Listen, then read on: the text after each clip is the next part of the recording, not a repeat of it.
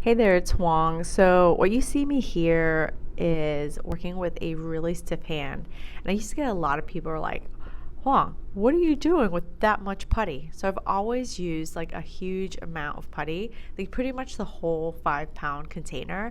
And one of the reasons why I do that is because everyone's hand size is a little different. So, I've got this guy. He's got huge, ginormous hands, and his hands are really stiff. So, one of the things I did first was I did a lot of manual therapy. So I worked on the scars, stretched the joints, got the joints really supple, and then I pair it up with an exercise.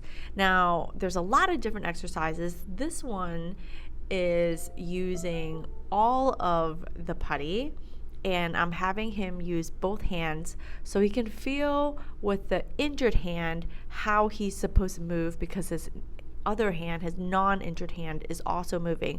And I want him to grip very specifically where he is moving his small knuckles, his DIP and PIP. So when he grips, they kind of come in and not just move at the MP level.